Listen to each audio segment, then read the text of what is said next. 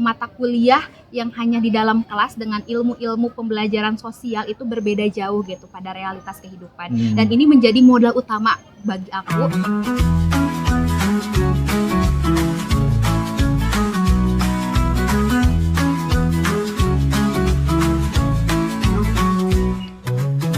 Obrolan ringan untuk Bung dan Nona, sajian topik hangat untuk kita semua. Ada bercanda, ada tertawa, ada serius juga, gelanggang menggoreng. Halo Bung dan Nona, kembali lagi bersama aku, Bung Awing di segmen Gelanggang Menggoreng. Kali ini aku akan menggoreng salah satu mahasiswi sastra Indonesia angkatan 2024 yang bernama Non Siti Aisyah atau kerap disapa Non Sitai. Non Sitai sendiri sedang menjalani tugas sebagai Ketua Pelaksana Mabim 2025. Mungkin kalian penasaran juga apa sih Mabim itu dan seberapa pentingnya kegiatan ini untuk para Bung dan Nona sekalian. Maka dari itu kita kulik bersama-sama. Cuman sebelum itu mungkin Non Sitai bisa kenalkan diri terlebih dahulu buat para audiensnya ini. Baik, makasih banyak Bung Awing. Halo semuanya, Bung dan Nona, perkenalkan nama aku Siti Aisyah, kerap disapa Sitai dari angkatan 2024 dan tahun ini diamanahi sebagai Ketua Pelaksana Mabim 2025. Oke, aku mau tanya yang ringan-ringan dulu kalian Non ya. Apa sih itu Mabim? Terus kayak perasaan kamu ketika terpilih menjadi Ketua Pelaksana Mabim 2025 itu seperti apa? Baik Bung Awing, sebelumnya terima kasih banyak atas pertanyaannya. Mungkin aku jawab dulu ya apa itu Mabim. Nah, Mabim itu sebuah sarana ataupun wadah untuk memperkenalkan lingkungan kepada mahasiswa baru sastra Indonesia, yaitu masa bimbingan. Nah, lingkungannya itu tidak hanya lingkungan secara akademik, tapi juga lingkungan yang menyangkut dalam budaya ataupun sosial. Dan itu menjadi kaderisasi tahap awal untuk mahasiswa baru sastra Indonesia angkatan 2025. Gitu untuk secara garis besarnya dari Mabim. Secara mudahnya. Iya gitu. Dan tadi pertanyaannya perasaan aku gitu ya ketika dipilih menjadi ketua pelaksana ini, yaitu jujur ini suatu kehormatan karena diamanahi juga tanggung jawab yang sangat besar gitu. Tapi perasaan itu campur aduk nih Bung Awing. Ada bangga, antara bangga, terus tuh terharu juga, bahkan gugup nih. Nah, bangganya yaitu aku dipercaya untuk memimpin sebuah momen yang sangat bersejarah khususnya untuk mahasiswa baru angkatan 25. Terus terharunya juga aku bisa membersamai mereka gitu di perjalanan awalnya, yaitu tahap kaderisasi ini. Dan gugupnya kunci kesuksesan Mabim itu adalah ada di aku, sehingga aku harus bisa memanajerialnya itu secara baik gitu. Dan itu merasa gugup gitu, aduh apakah Mabim tahun sekarang ya akan lebih baik atau akan dibawa kemana gitu nantinya gitu. Itu sih rasanya. Oke. Kemudian apakah kamu ada alasan tersendiri mengapa mengikuti mendaftar, bukan mengikuti ya, sebagai ketua pelaksana Mabim ini? Alasan aku yang pertama pasti ingin mengambil peran secara inti di Mabim ini. Supaya apa? Aku pengen merasakan menyambut maba itu secara harmoni, secara baik, secara langsung gitu kepada mabanya. Jadi aku di sini ingin mengambil peran yang cukup baik gitu untuk maba 2025. Jadi itulah motivasi aku gitu untuk Mabim 2025 ini, kenapa aku mendaftarkan diri sebagai ketua pelaksana pada kemarin. Alasan aku selain untuk berperan lebih dalam lagi untuk Mabim juga ingin mengenal gitu, khususnya kan ini menyatukan dua angkatan ya Bung Awing, antara 2024 dan 2025 gitu. Khususnya aku ingin berbaur lah kepada adik kelas kita gitu Bung Nona 25, sekaligus mempererat silaturahmi kita khususnya 2024 gitu. Oke. Kemudian apakah ada tantangan terbesar sejauh ini saat mempersiapkan Mabim 2025 ini?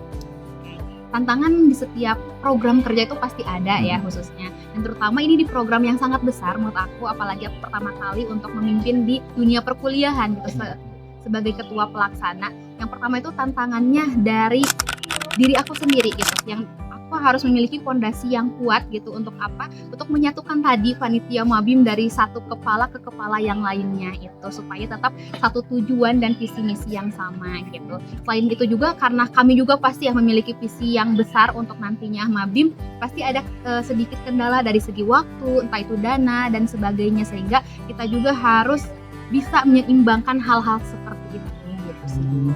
Kalau mungkin boleh di-spill sedikit berapa persen kemungkinan atau keberhasilan sejauh ini tuh udah sampai mana gitu? Oke, kalau mengenai persentase ya, karena kita udah dari dasar-dasarnya udah mulai jalan, kita baru jalan 50-50 lah mengenai hal teknisnya seperti itu. Tinggal nanti 50%-nya lagi kita aktualisasikan langsung di lapangan gitu. Oh iya, kan sebagai ketua pelaksana itu pastikan aktif ya, sebagai mahasiswa aktif kan pasti mengikuti kegiatan di dalam kampus ataupun di luar kampus gitu. Apakah kamu merasa sebagai mahasiswa itu penting untuk mengikuti kegiatan-kegiatan seperti itu? Contohnya kan sebagai ketua pelaksana atau mengikuti organisasi atau panitia itu lebih. Oke, baik, justru panitia ataupun organisasi di luar kampus atau dalam kampus lah, intinya di luar akademik itu sangat penting nih Bung Awing menurut aku. Kenapa? Karena pembelajaran yang di dalam kelas itu tidak semuanya kita dapat gitu di luar. Dan ketika kita mengikuti organisasi di dalam kampus, bahkan di luar kampus, kita mendapatkan wawasan yang sangat besar, sehingga jaringan relasi kita itu semakin luas juga. Dan itu menjadikan wadah kita untuk terus berkembang gitu. Karena mata kuliah yang hanya di dalam kelas dengan ilmu-ilmu pembelajaran sosial itu berbeda jauh gitu pada realitas kehidupan. Dan ini menjadi modal utama bagi aku untuk kenapa mengikuti organisasi itu sebagai lebih penting, sangat penting gitu ya untuk nantinya, karena selain untuk menambah relasi ataupun jam terbang kita juga mampu untuk bertumbuh lah di situ, menjadi wadah bertumbuh kita dan menyelesaikan masalah-masalah itu bukan hanya masalah mengenai akademik saja, tapi masalah kehidupan juga, gimana kita menanggulangi emosi, entah itu manajerial waktu dengan baik gitu, dan tentunya menentukan skala prioritas. Itu sih yang sangat penting dan sangat mahal, ilmunya itu tidak dijual dengan harga, tetapi kita yang berjuang. Oh baik. Bagus ya quotes-nya ya, kata-katanya. Kemudian dari kamu sendiri setelah menjalani sebagai ketua pelaksana nih, mungkin kan setelah bulan Agustus gitu, apakah kamu ada kegiatan atau mengikuti kepanitiaan atau organisasi lagi nih buat kamu sendiri gitu, biar lebih pengalamannya lebih banyak gitu? Baik, selama ini mungkin di ketua pelaksana itu ada surat juga ya, minimal 3 kegiatan, maksimal 3 kegiatan. Jadi aku ada kegiatan lain selain jadi ketua pelaksana juga, dan aku masih jadi tim transisi di BEM Kema Unpad yang masih 2024 itu. Dan itu di bidang advokasi kesehatan mahasiswa, yaitu mengayomi lah untuk mahasiswa baru, khususnya sekarang programnya itu, dan nantinya juga akan ada wisudaan mungkin di bulan Agustus gitu. Iya. Dan selain itu juga aku magang di Dirkema, yaitu Direktorat Kemahasiswaan di kantor layanan, dan selama sampai Desember sih itu, selama menjabat juga masih, tapi tetap sebagai ketua pelaksana ini tuh menjadi inti lah untuk aku memprioritaskan. Berarti udah ada langkah-langkah tersendiri. Betul. Ya. Kemudian pertanyaan terakhir, apa harapan kamu untuk Mabim 2025 ini? Baik untuk Bung Danona panitia dan juga Bung Nona peserta tuh bagaimana?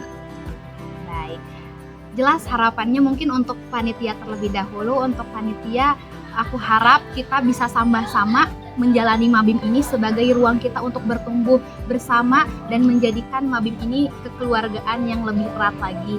Dan dengan kekeluargaan inilah kita bisa membentuk Mabim yang harmoni dan penuh dengan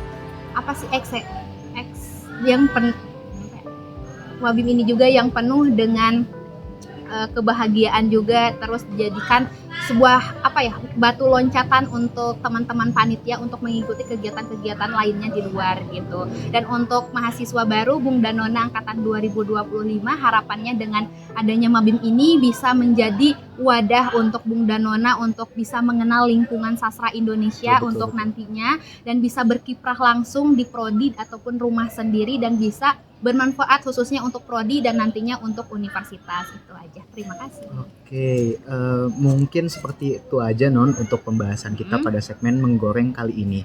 Semoga bentuk obrolannya juga dapat memberikan gambaran buat Bung Danona sekalian di angkatan 2025 ini. Dan esensinya juga kalian bisa tahu gitu. Terkhususnya ya bagi para mahasiswa baru ini. Dan akhir kata nanti aku Bung Awing ngomong, nanti kamu juga nyebutin nama kamu juga ya. Aku Bung Awing dan Aku Sitai. pamit undur diri dan sampai jumpa. Dadah. Deh.